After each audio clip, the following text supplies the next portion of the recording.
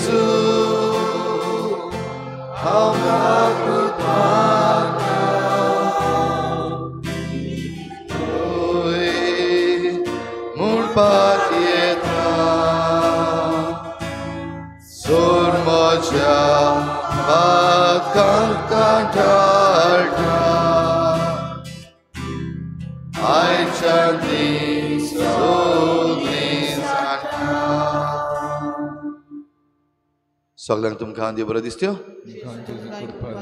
आनी मागीर मोगाचो येवकार तुमकां सगळ्यांक आयचे मिसाचे भेटेन आयचे मिसाचे भेटेन सगळी आमची मागणी आमी देवा मुखार दवरुया आयज आमच्या मागण्यांत आमी दवरुया मारियम जरवानी आपलो जल्माचो दीस मनयता देवान ताचेर आशिर्वाद घालूंक मागुया लुईस आनी हिल्डा आपल्या लग्नाचो दीस मनयतात देवान तांचेरूय आशिर्वाद घालूंक मागुया सगळीं जीं आपलो आयज जल्माचो दीस मनयतात लग्नाचो दीस मनयतात तांचे तांच्या घोराब्यांचेर देवाचो आशिर्वाद मागुया आमची जण एकल्याची मागणी आमचे पासत आमचे फिरगोजी पासत जेन्ना 400 वर्सांची आमची तयारी सुरू जाता हे तयारीचेर देवाचो आशिर्वाद मागून आमच्या राज्याचेर आमच्या देशाचेर देवाचो आशिर्वाद मागुया भोव करून जेन्ना आतां एलिसांवाची तयारी चालू जाल्ली आसा आमच्या देशाचेर देवाचो आशिर्वाद घाल म्हूण मागुया आख्ख्या संवसाराक शांती आसूंक झुजां सोंपूंक आनी झुजान सांपडलेल्यांक राख आनी सांबाळ म्हूण देवा लागीं मागुया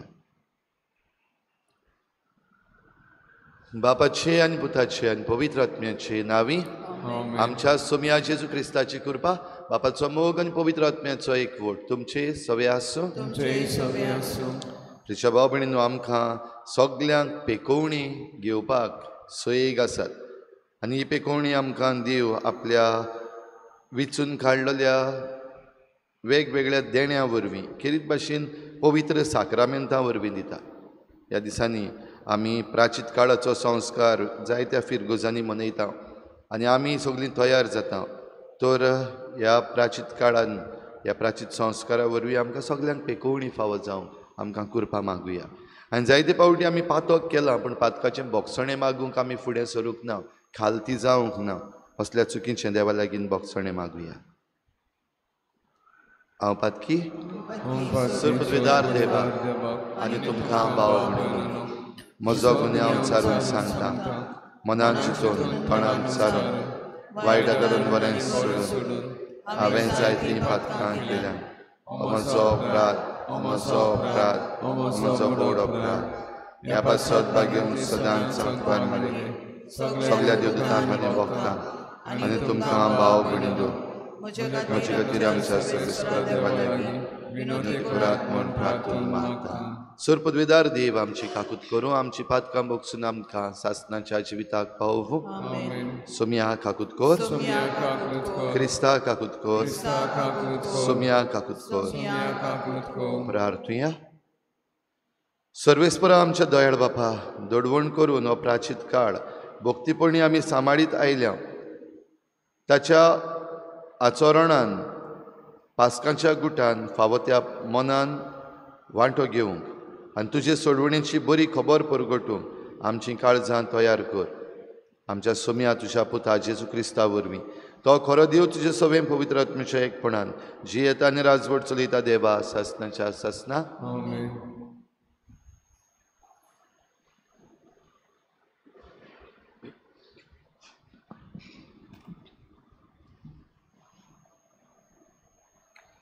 एजिकेल प्रवद्याच्या पुस्तका वेलें वाचप. त्या दिसांनी देवदूतान म्हाका देव मंदिराच्या दारवंट्याशी परतून हाडलो. देव मंदिराचो फुडो उदेंती वाटेन आसलो.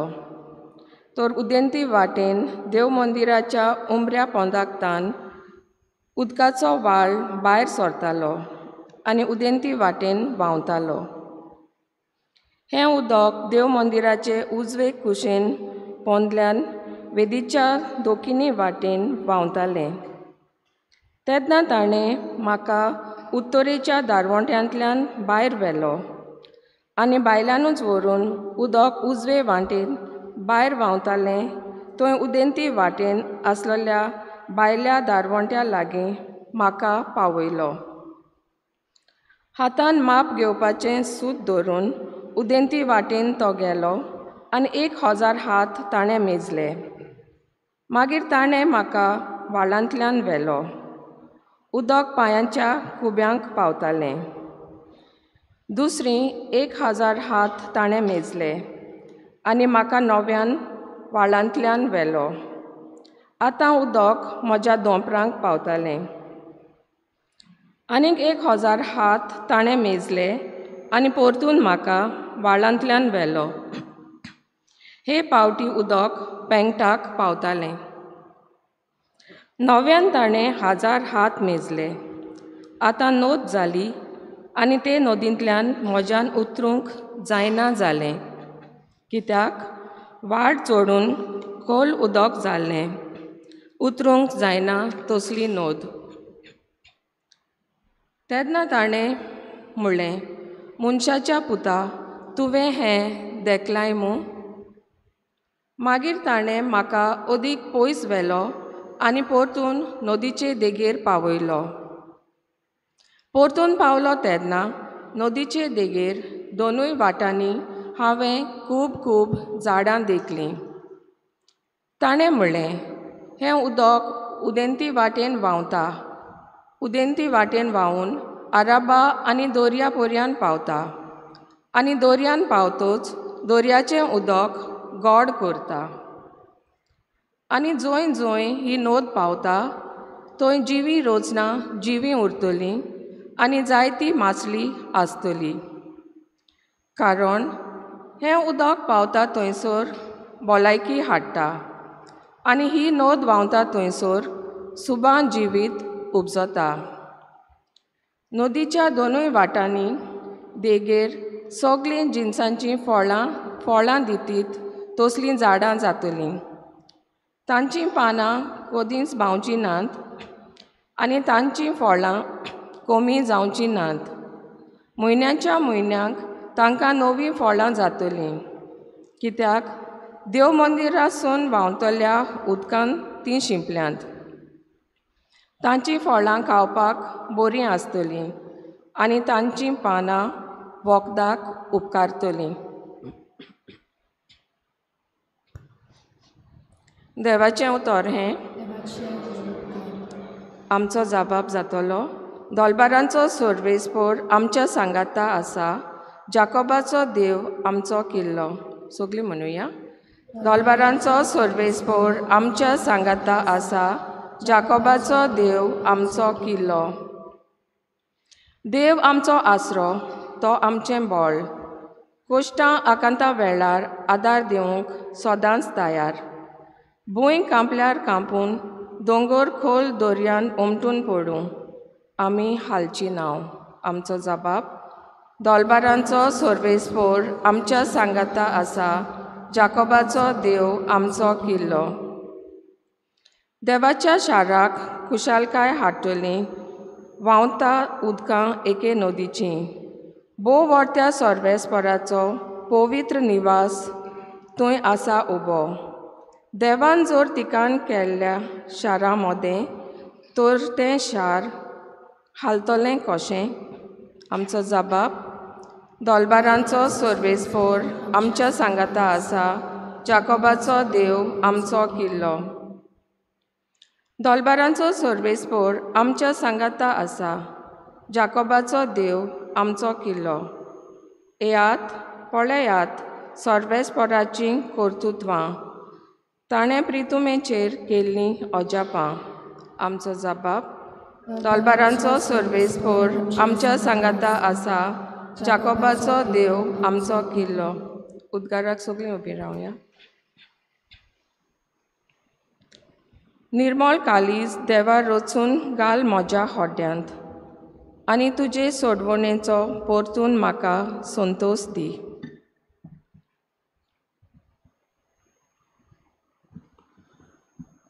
सर्वेस्पोर तुमचे सवे आसूं. जुवांवा प्रमाणे जेजू क्रिस्ताचें शुभ वर्तमान. जुदेवांची परब आसली आनी जेजू जेरुजाल्याक गेलो. जेरुजाल्याक शेडयांचे तोळये लागीं एक भांडावळ आसा.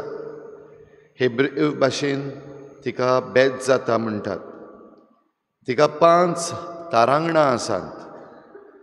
थंय कुड्डीं तोटीं आरेन दवरलेलीं असलीं खूब पिडेवंतां पडलेलीं आसलीं. तीं सगळीं उदक हालतलें म्हूण रावतालीं.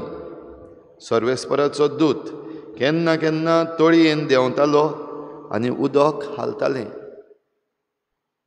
उदक हालतोच जीं कोण पयलीं उदकान देंवतालीं तीं कसलेय पिडेंतलीं बरीं जातालीं. थंय एक पिडेवंत आसलो.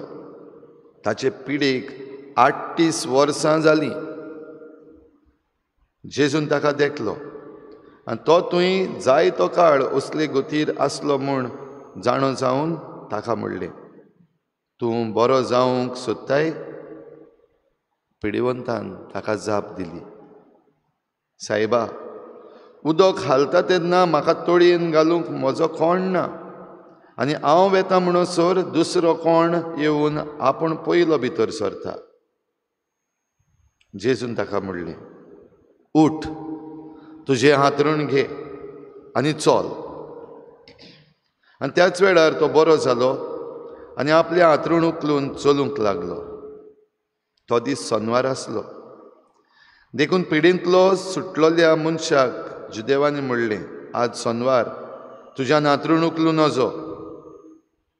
ताणें तांकां जाप दिली, जाणें म्हाका बरो केला ताणें म्हाका अशें म्हणलें, तुजें हातरूण उखल आनी चल. ताणें ताचे कडेन विचारलें, तुजें हातरूण उखल आनी चल अशें तुका कोणें म्हणलें?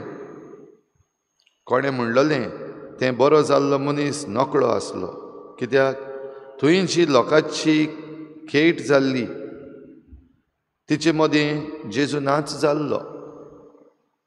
उपरांत तो जेजूक देव मंदिरांत मेळ्ळो आनी जेजून ताका म्हणलें, पळय, तूं आतां बरो जालोय, आनीक पातक करिनाका. ना तर तुका कितेंय आदल्याहून पाश्ट जायत. तो मनीस गेलो आनी आपणाक बरो केलो तो जेजू म्हूण ताणें जुदेवांक सांगलें. आनी जेजू असल्यो वस्तू शेनवारा दिसा करी देखून जुदेव ताचे फाटल्यान लागलेले.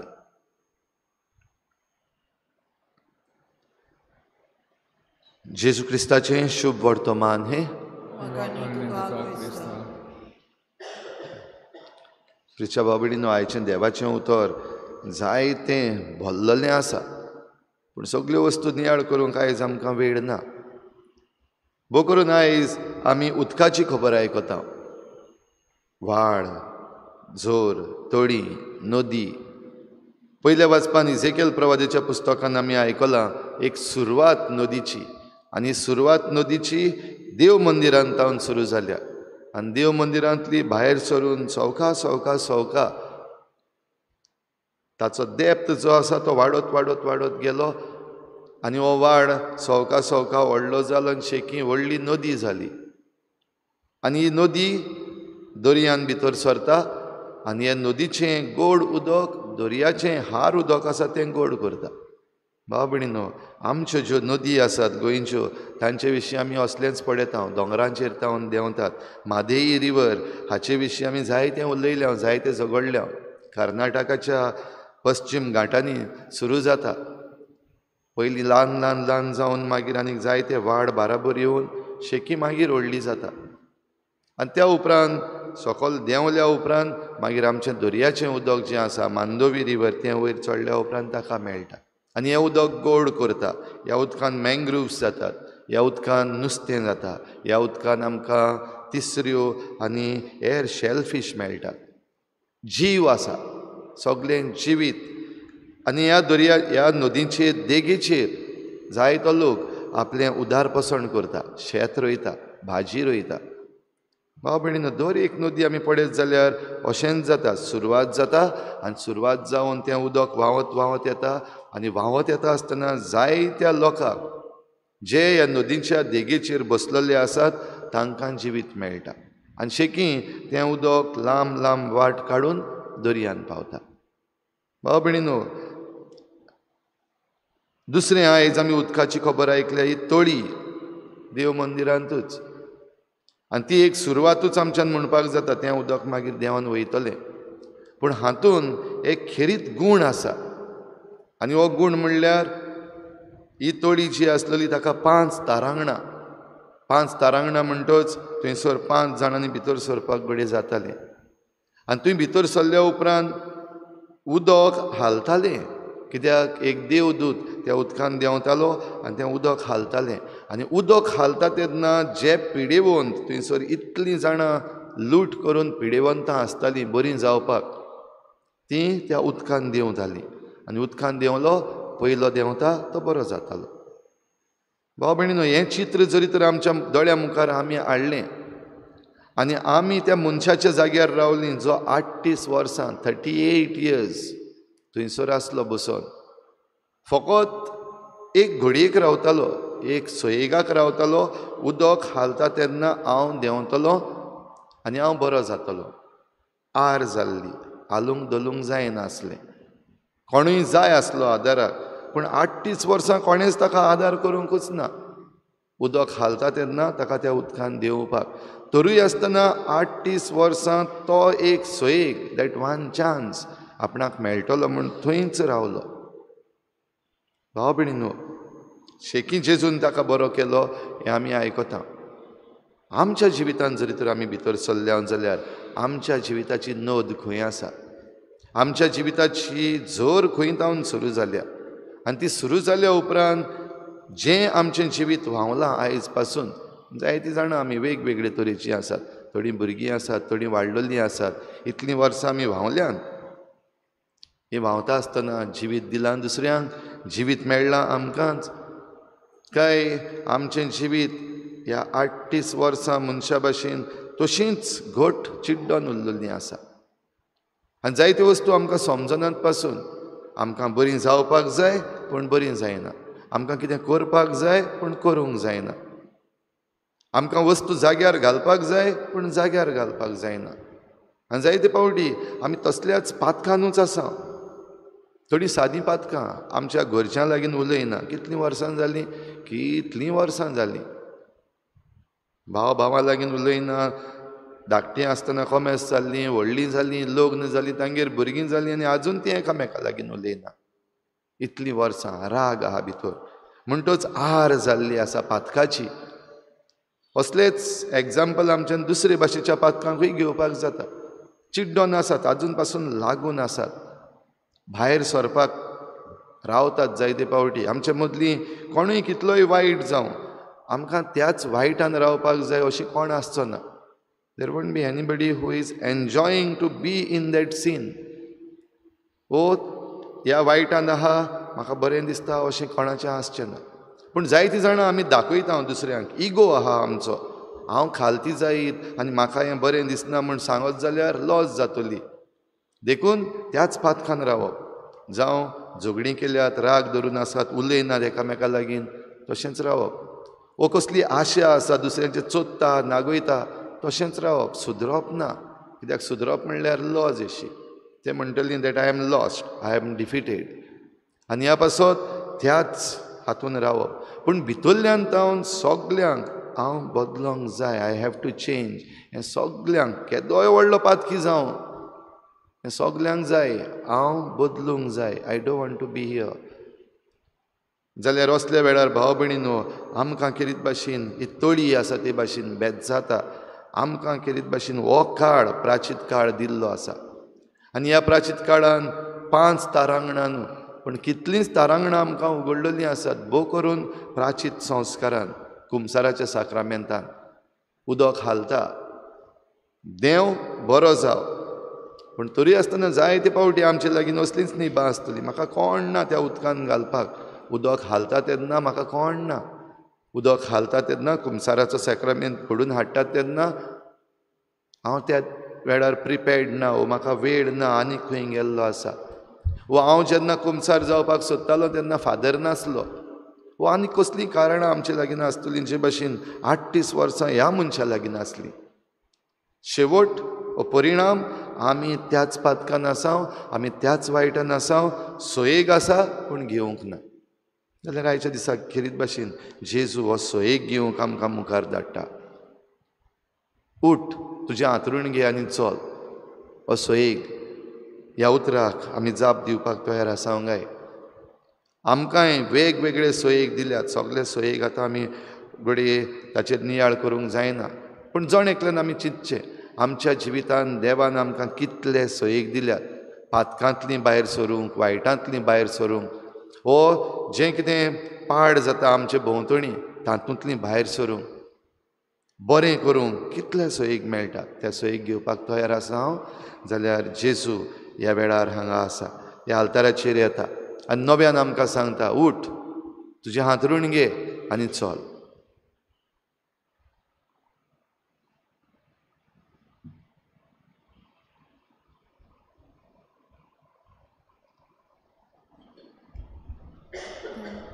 गायन घेऊया C20 पेज नंबर 36. C20.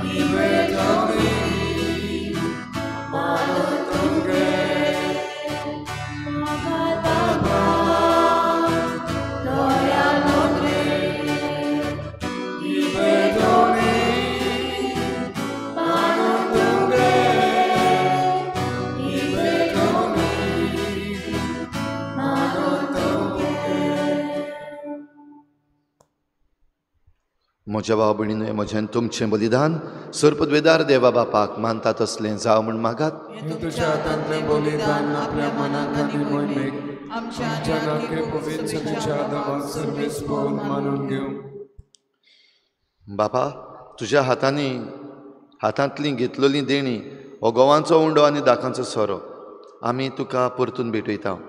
ह्या विनाशी जिवितान आमकां तुज्यारूच ना, तूं सदां सांडिनाय, पूण तुज्या आदारान सांबाळटाय म्हूण ही देणी गोवाय दितात.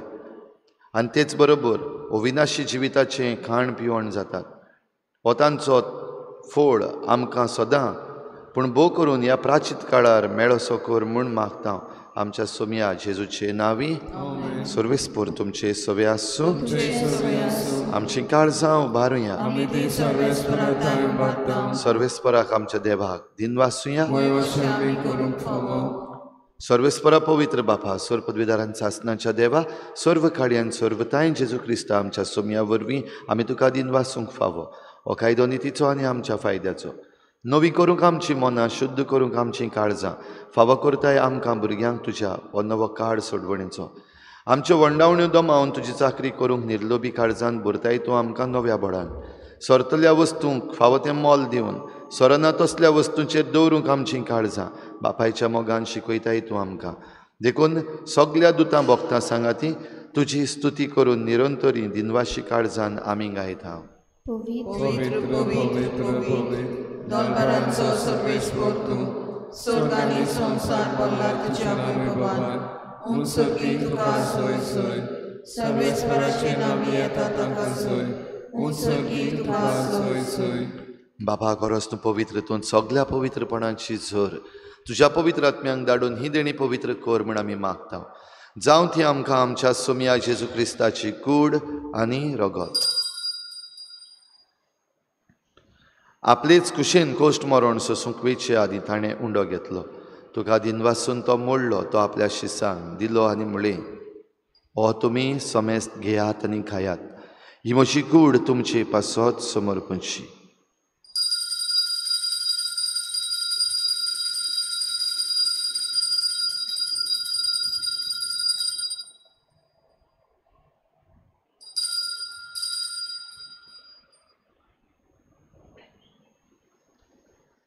तेच परी जेवण जातच ताणें काल्च घेतली तुका नव्यान दिन वाचलो ती आपल्या शिसांक दिली आनी म्हळें तुमी समेस्त घेयात आनी हातलें पियेयात ही म्हज्या रोगताची काल्च नव्या आनी सासनीक कराराचें हें रगत पातकांचें बोगसणें मेळच्याक तुमची पासत आनी समेस्त मनशां पासत तें वारोवतलें हें म्हज्या उगडासाक करात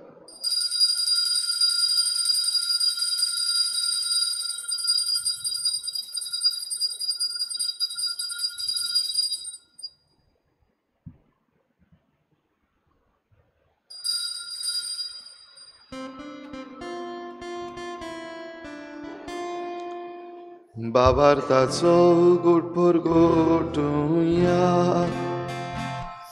जेजू आमी वाहून खाता आनी एकांशीतले येता कितले पावली तूं वैभवान सो आमी तुजें मरण पडटा बापा जेजूच्या मरणाचो आनी पुनर्जीवनपणाचो आमी भक्तीपणी उगडास करता आनी हो जिविताचो उंडो आनी सोडवणेची काल्च तुका समर्पिता तुजे मुखार येवंक आनी तुजी सेवा करूंक आमकां फावो केलें देखून आमी तुका दिन वाचता आनी जेजूची कूड आनी रगत शेवतले आमा समेस्तांक पवित्र आत्म्या वरवीं एकठांय कर म्हूण आमी नम्रतायेन मागता सर्वेस्परा आख्खे प्रितुमीचेर विस्तारलोले तुजे पवित्र सभेचो उगडास कर आनी फ्रांसीस आमच्या बाग्योन बापा फिलिप नेरी आमच्या गवळी बापा आनी सगळे याज्ञिकी वर्गा बराबर तिका प्रिती मोगांत वाडोय पुनर्जीवनपणाचो बरवसो धरून मेल्यात त्या सगळ्या आमच्या भावा भयणांची काकूत कर तांकां तुजे इश्टागतीन मेल्ल्या समेस्तांक तुजे परजळीत मुखामळ पळोवंक फावो कर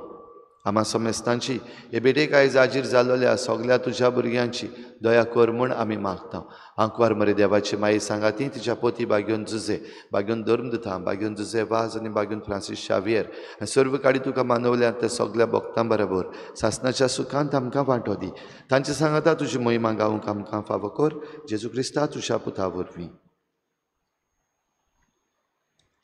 त्याच जेजू वरवीं त्याच जेजू सांगाता त्याच जेजू थंय पवित्र आत्म्याच्या एकपणान सर्पद्वेदार बापा सर्वंदन आनी वैभव तुका सासणाच्या सासना आमेन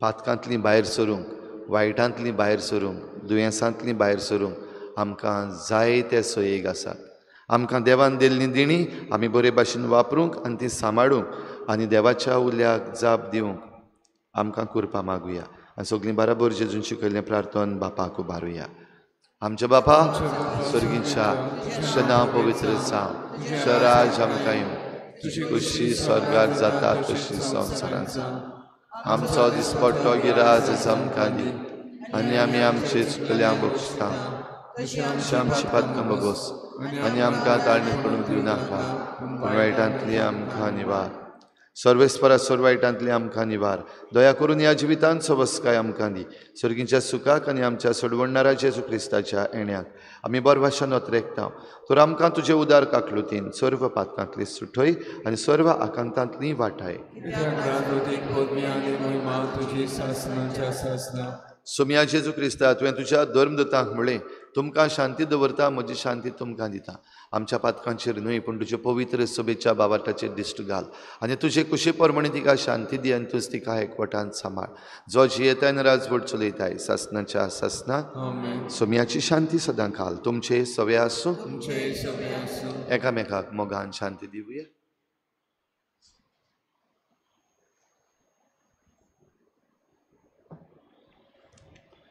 देवाची शिडी देवाचे शेडे संसाराचे पाप काढतले आमची काकूत कर देवाचे शेडे संसाराचे पाप काढतले आमची काकूत कर देवाचे शेडे संसाराचे पाप काढतले आमकां शांती दी. सुम्या जेजू क्रिस्ता तुजी कुडून रगत आमी शिवंक येता ती आमचेर झट्टी आनी कास्त हाडिना आसा पूण तुजे काकुतीन आमच्या आत्म्याक तशेंच कुडीक भलायकी आनी वखद दिवं.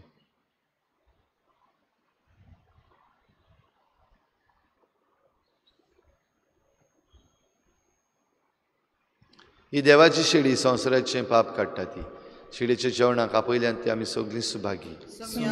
म्हज्या भितर येवचें म्हाका फावना पूण तुज्या एका सुत्रान म्हाका भलायकी मेळटली. आत्मीक कुमयाव खातीर मागणे मोगाळा जेजू तूं भोव पवित्र संस्कारांत हाजीर आसाय म्हूण हांव सत मानता. सगळ्या वस्तूंत हांव तुजो मोग करता आनी हांव तुका म्हज्या आत्म्यांत घेवंक आशेता. हे घडयेक तुका हांव संस्कारांत घेवंक शकना म्हणटच आत्मीक वाटेन तरी म्हज्या काळजांनी तूं म्हज्या काळजांत आसा म्हूण समजू हांव तुका वेंगयता आनी आख्खीच तुका एकवडटा. तुजे कडसून केदींच वेगळो जावं म्हाका दिवं नाका. आमेन.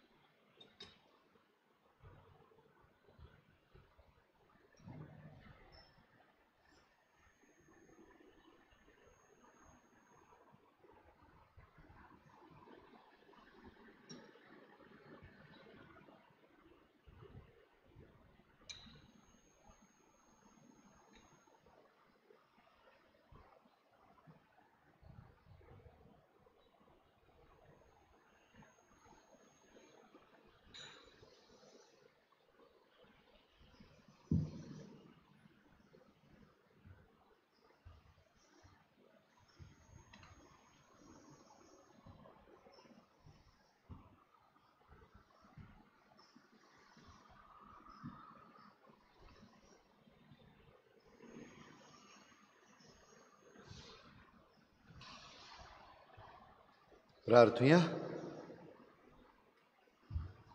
देवा आमच्या बापा ह्या स्वर्गीच्या गुटां वरवीं आमची काळजां दोयेन तूं नितोळ आनी नवी कर आनी आमच्या आत्म्यांक तशेंच कुडींक आतां आनी ह्या फुडें तातूंत आमकां तुजें जिवीत आनी घोटाय भरपूर मेळून दी. जेजू क्रिस्ता आमच्या सुमया वरवीं सर्वेस्पोर तुमचे सवे आसूं. सर्पद्वेदार देव बाप आनी पूत आनी पवित्र आत्मा तुमचेर आशिर्वाद घालूं. वचून या जेजूचे शांतीन आनी मोगान तुमकां धाडटा. फिरगोस गवडीक सोबे पासत मागणे सर्गीच्या बापा तुवें मोगान आमकां रोचल्या तुज्या पुता जेसून मोगान आमकां सोडयल्यान तशेंच पवित्र आत्म्यान मोगान आमकां बावतिस्मा दिसाक मागल्या तुजो मोग चाकूं आनी सगल्यांक वांटूं आनी तुजो वावर चालू दवरूं ह्या गवळीक वर्सान आमी आमच्या दोन प्रांतांत सगळ्या फिरगोजांनी फिरगोज गवळीक सोबेची नवी फुडारी विचून काडटल्या तुवें सुरू केल्लो वाव आमच्या फिरगोजांनी चालू दवरूं फुडारीपण घेवं तूंच आमकां आमच्या भावा भयणी वरवीं विचून काडटाय तर सगल्यांक सांगाता घेवन एकचारान सहभागिलीपणान पादविकाराच्या मार्गदर्शनान ल्हानविकायेन जेजूचें मिसांव फुडें व्हरतले फुडारी आमी विचून काडूं आमकां तुजे कुरकेन भर आमी भावार्थ्यांनी खेरीत भाशेन लौकिकांनी आपलें आपोवणें वळखून आमचे फिरगोजेच्या आनी फिरगोज गवळीक सभेच्या वावरान तशेंच ही गवळीक सभा पूर्ण स्थापने तयारेन उमेदीन आनी व्हड मोगान आमी वांटो घेवंक आनी जेजूच्या मिसांवांक आयत्या मनान खान मारून पवित्रतेचो आधार ओगेपणान आमकां मागता